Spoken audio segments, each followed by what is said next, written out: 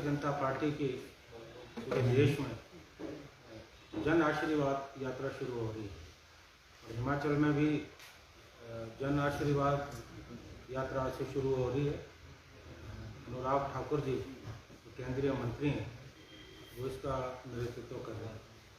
अब जन आशीर्वाद का जो औचित्य है वो हमारी समझ में आया है कि ये जनता से आशीर्वाद चाहते हैं या जनता को आशीर्वाद देना, क्योंकि जनता को महंगाई का आशीर्वाद तो भारतीय जनता पार्टी ने दिया। लगातार प्रदेश में महंगाई बढ़ रही है। पेट्रोल डीजल की कीमतें बेकाबू हैं। खाने का तेल 200 का आंकड़ा पार कर गया है। रोज़मर्रा की जो चीज़ें हैं वो महंगी हो रही है और आज 25 रुपये जो है गैस सिलेंडर बढ़ गया। अभी आने वाला कल परसों राखी कब 22 को राखी का त्यौहार है। उससे पहले महिलाओं को जो है महंगाई का तोहफा इस सरकार ने दिया है। बेरोजगारी चरम सीमा पे लगातार, मैं प्रदेश की बात करना चाह रहा हूँ, बेरोजगारी का आंकड़ा दिन प्रतिदिन जो है बढ़ता जा रहा है। उसी तरह कानून व्यवस्था खस्ता हालात में। हिमाचल प्रदेश लगातार कर्ज की गर्त में गिरता जा रहा है। सरकार आए दिनों हर 2-3 महीने बाद दिल्ली जाती है, वहाँ से ऋण लेके आ जाते हैं। फजूल खर्ची हो रही है। प्रदेश में चेयरमैनों की नियुक्तियां लगातार हो रही है। तो अब अगर तो ये आशीर्वाद जनता को ये देना चाह रहे हैं तो मुझे लगता है कि जनता इस आशीर्वाद को स्वीकार करने वाली नहीं। और अगर ये जनता का आशीर्वाद चाह रहे हैं तो वो इनको मिलने वाला नहीं, क्योंकि आने वाले जो चुनाव है,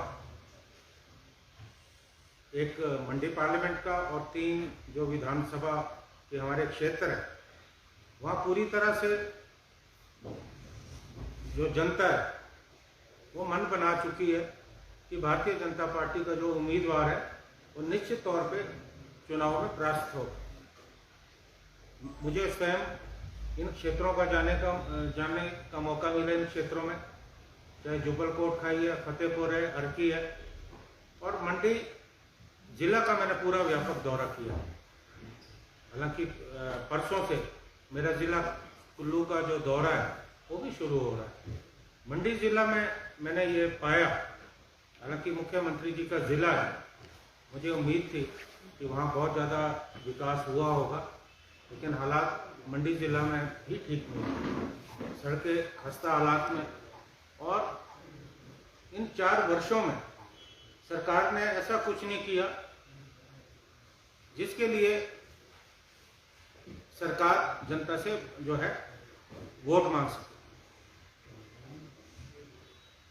कोई नया स्कूल बनानी, कोई नया कॉलेज बनानी, कोई नया अस्पताल बनानी, नया कोई PSC प्राइमरी हेल्थ सेंटर बनानी, लोगों को, नौजवानों को कोई रोजगार मिला नहीं। मेरी समझ से परे है कि सरकार इन चुनाव में किस आधार पे जो है वोट मांगना चाहती है। इस वक्त प्रदेश की जनता में बड़ा रोष है। तो नगर निगम के चुनाव भी इस बात को इंगित करते हैं। हालांकि सरकार ने इन चुनाव में पूरा दमखम लगाया, पूरा लाव लश्कर लेकर मुख्यमंत्री वार्डों में जाने में मजबूर हुए। उसके बावजूद भी 2 नगर निगम जो है हमारे बने और कुल पार्षद जो है भारतीय जनता पार्टी से हमारे जो है ज़्यादा चुन के आए हैं। मुझे लगता है कि यही परिस्थितियां इन उपचुनाव में भी रहने वाली है। और मैं ये भी कहना चाहता हूं कि सरकार, हिमाचल सरकार की अगर मैं बात कहूं, अभी जो कैट की रिपोर्ट आई है उसमें कुछ नए घोटाले सामने आए। क्योंकि कोरोना के समय तो पीपीई किट घोटाला, सैनिटाइजर घोटाला, मास्क घोटाला, ये सारे घोटाले सामने आए। इन्हीं घोटालों की वजह से भारतीय जनता पार्टी के उस समय के जो अध्यक्ष राजीव बिंदल थे, उन्हें इस्तीफा देना पड़ा। अब नए घोटाले सामने आ रहे। अब पशु चारा घोटाला, जिक्र होता था बिहार का, लालू यादव का, अब हिमाचल भी उस सूची में शामिल हो गया कि जो यहाँ राजनेता है या अफसर है, वो पशुओं के चारे में भी घोटाला कर रहे हैं। जो पशु आहार योजना के तहत 7.20 लाख का जो है घोटाला सामने आया है। ये कोई विपक्ष आरोप नहीं लगा रहा, ये कोई हमारे आरोप नहीं है, ये कैग की रिपोर्ट है। और कैग की रिपोर्ट को तो मान्यता जो है भारत सरकार देती है। और उसी तरह से पोल्ट्री फार्म में की बिक्री में भी घोटाला हुआ। और ये हर जगह पे जो है नए नए घोटाले इस सरकार के रहते हो रहे हैं।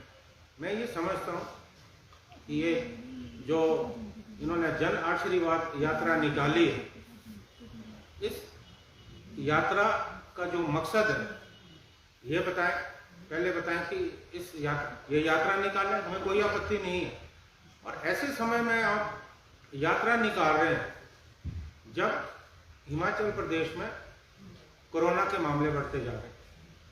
अब कोरोना अगर तीसरी लहर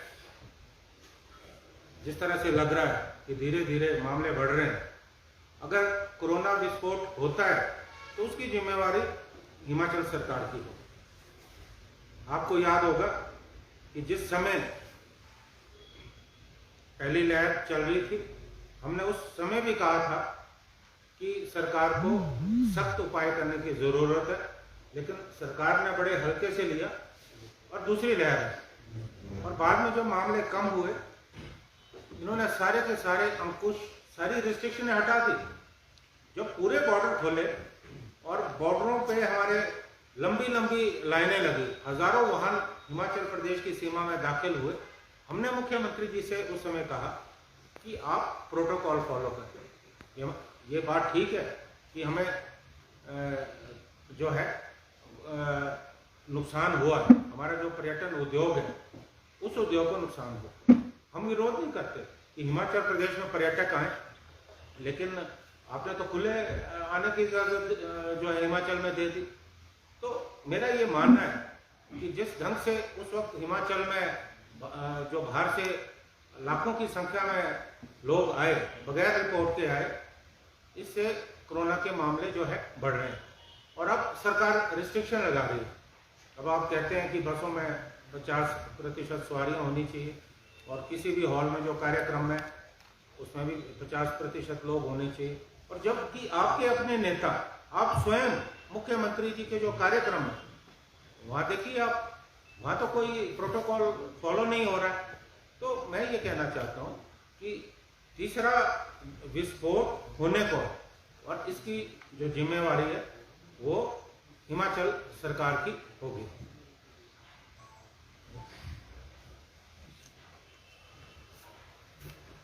हाँ, ये एक मैं कहना चाहता हूँ, देखिए एक अभी फिर से इन्होंने अफसरों का तबादला किया है, कोई पुलिस अधिकारी बदले। मैं तो हैरान हूँ इस बात को लेकर कि इन 4 वर्षों में ये अधिकारियों को जो है ताश के पत्तों की तरह फेंक रहे हैं। कितने जो है मुख्य सचिव बदल दिए गए, अब पुलिस अफसरों को भी बदला गया।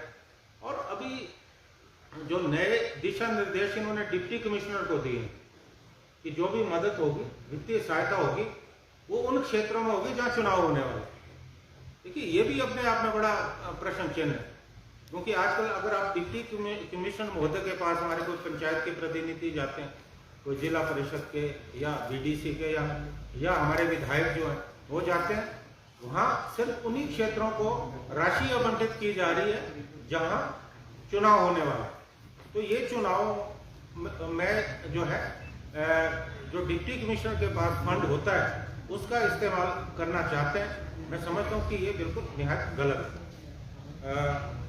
अंत में मैं आपको जानकारी देना चाहूँगा कि 20 तारीख को राजीव जी की जयंती है। इस अवसर पर जो सद्भावना चौक है वहाँ उन्हें जो है पुष्पांजलि उनकी प्रतिमा को अर्पित की जाएगी। उसके बाद वहाँ से सद्भावना यात्रा पार्टी कार्यालय तक निकाली जाएगी। इस सद्भावना यात्रा का जो संदेश है वो देश की एकता और अखंडता का होगा, जिसके लिए श्री राजीव गांधी जी ने अपने प्राणों की आहुति दी। उसके बाद पार्टी कार्यालय में एक सेमिनार का आयोजन जो है किया जाएगा।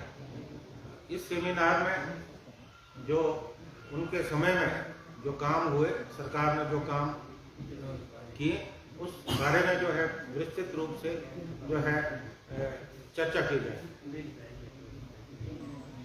Thank you so much. Any question?